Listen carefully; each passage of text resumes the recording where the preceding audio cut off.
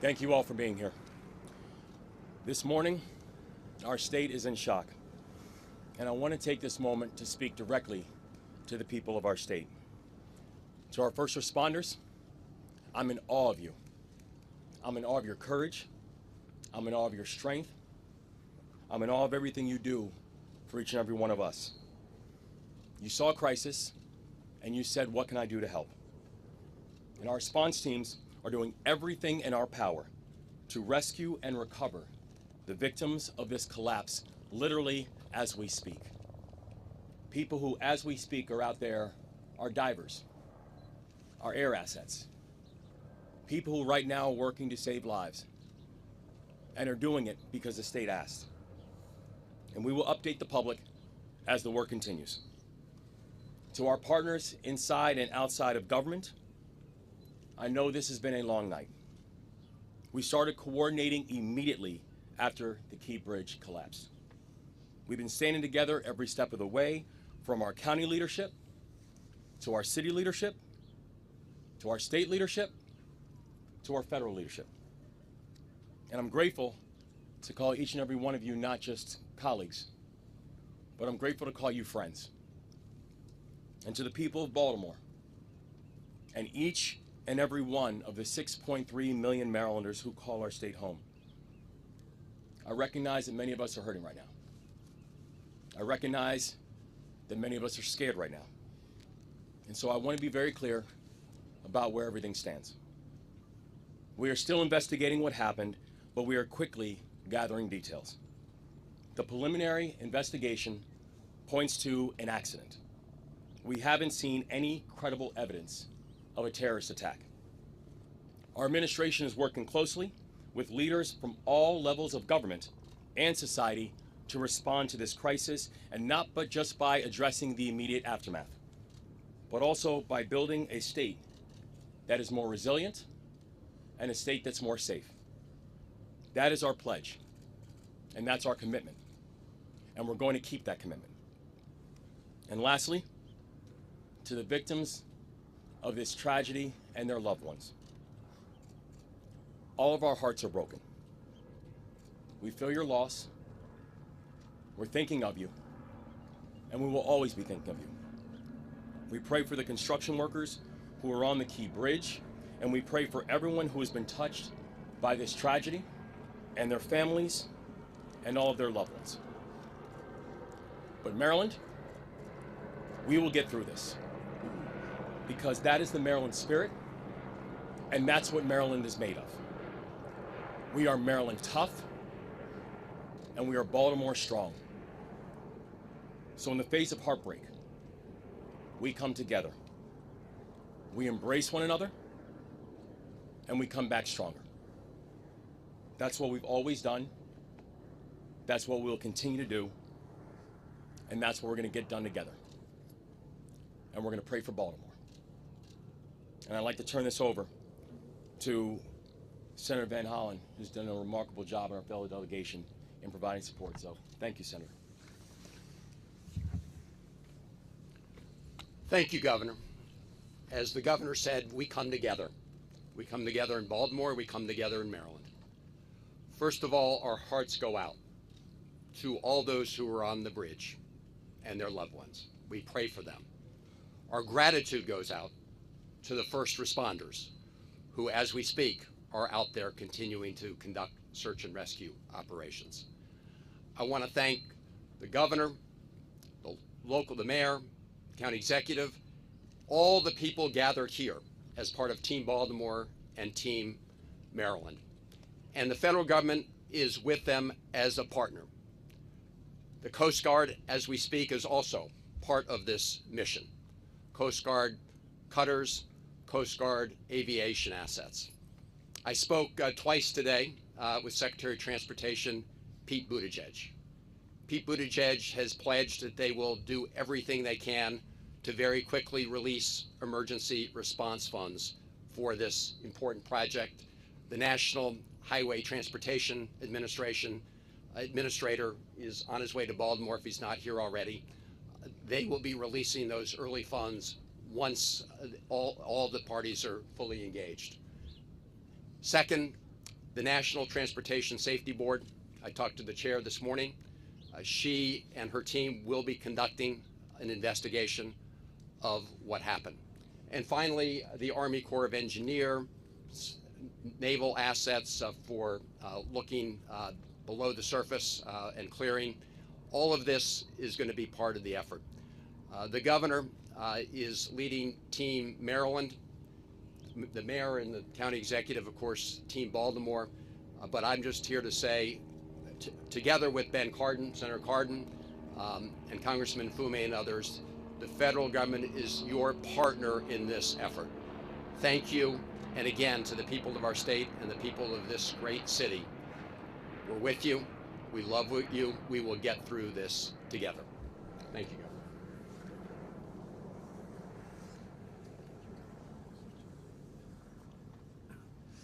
Good morning again. Paul Wiedefeld, Secretary of Transportation. Just a few updates since our meeting this morning. The crew that was out there working was basically repairing potholes, just so you understand that. Had nothing to do with a structural issue at all on the facility. At this time, one person has been rescued, and so far, and our efforts continue in terms of that. Engineers are on site right now, determining both some of the structural issues, obviously some of the debris field, and we'll start to work that, but we'll work hand in hand with the NTSB before we take any further action in that area. With that, I did want to introduce the FBI for a few comments as well. Hello, my name is Bill Del Bagno. I'm the special agent in charge of the Baltimore field office. First and foremost, I want to say that our hearts go out to everyone that is impacted by this tragedy, especially the victims and their families. On behalf of the FBI, I would like to say that we are with you, we're with Baltimore, and we're with the partners every step of the way. The FBI, on very first looking at and assessing this matter from an investigative standpoint, I want to be clear that there is no specific or credible information to suggest that there are ties to terrorism in this incident.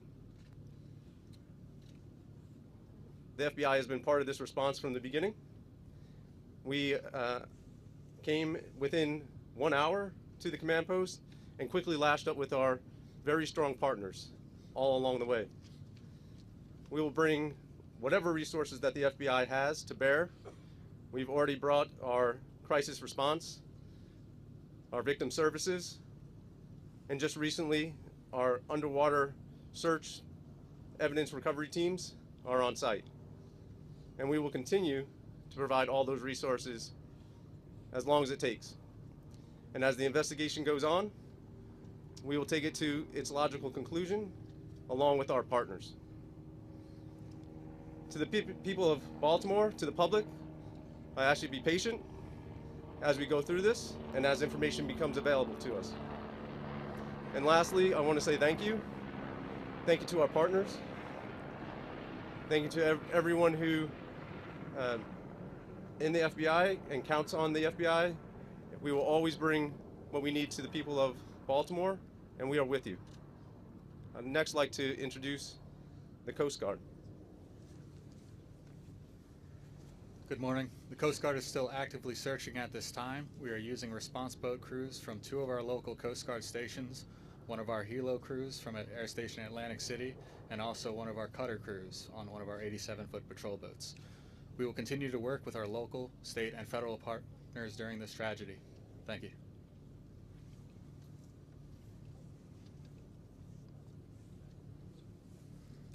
Governor, when at this point is all traffic in and out of the harbor stopped at this point? Governor, as far as you are aware, was the collapse of that bridge inevitable as that ship hit that part of the bridge?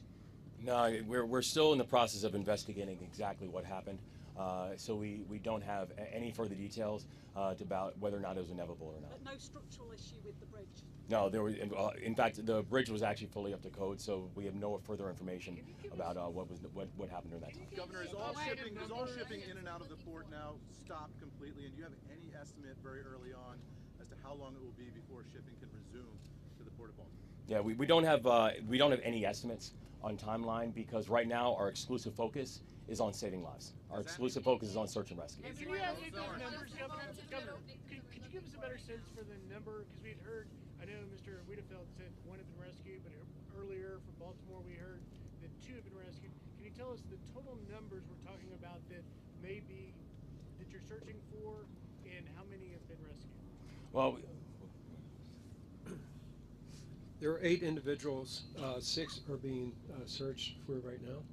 1 is was taken to the hospital, and 1 is not in the hospital that we're speaking to. So 6 unaccounted for. Yes. And does that involve individuals that may have been in vehicles that went in the water? Do we know? We believe it's a construction crew. Okay, so we don't think there's anyone in vehicles in the water. No, we do not believe so. Okay, we'll take questions right here. Take this question here.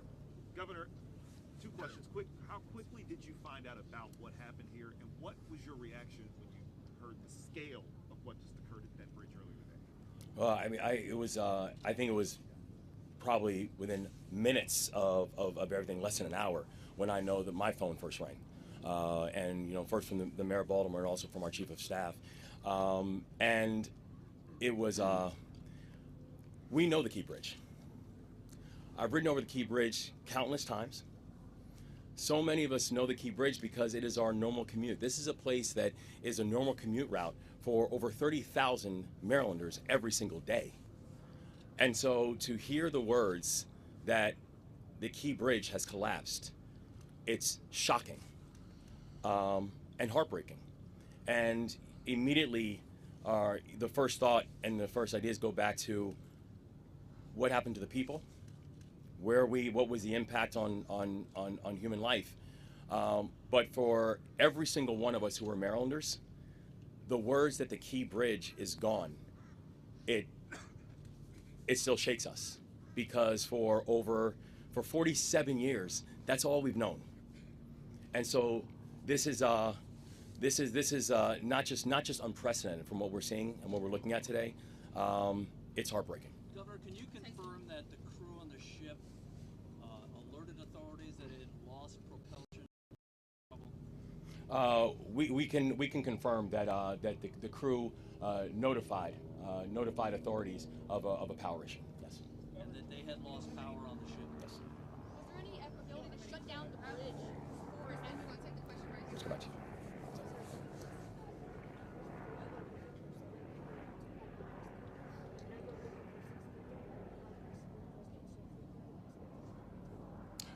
A total of 8.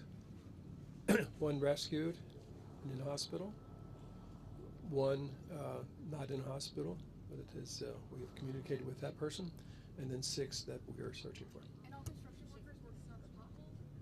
Were all 8 of them? Yes, they were all related to the construction program. So Yes. we heard that multiple vehicles went into the water. Any word on how many vehicles went into the water and the condition of those people that were in the vehicle? Not at this time. All right, we're going to shift over here. Was there any way to shut down the bridge? Was there enough time for that distress call to trigger something like that? Now, the thing that we know is that even as the boat was coming in, we had a ship that was coming in at 8 knots, so coming in at a very rapid speed. We do know that the investigation is currently going on, but I have to say I'm thankful for the folks who once the warning came up and once notification came up that there was a mayday, who literally, by being able to stop cars from coming over the bridge, these people are heroes. They saved lives last night. The focus is on rescue now and humanity. Yeah. But looking forward, is there any vision for how long it could possibly take to remove the wreckage, to rebuild, how it could possibly be done? Can you look into the future at all at this point? This is going to be a long-term build. It's going to be a build that's going to require every facet and every aspect of our society.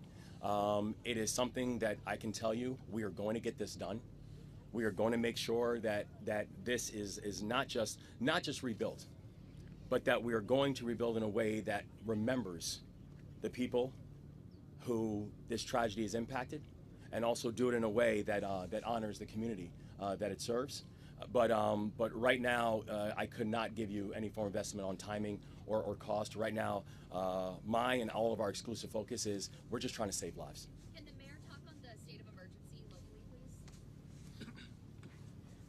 Yes, thank you. Listen, we know the governor issued a state of emergency, but we at the local level felt the need to do that too, because there may be some things that we have to encumber with our fire department and other agencies that we'll be able to pull down support for as we all work together, again, as we're focused right now on saving lives and working through this unspeakable tragedy.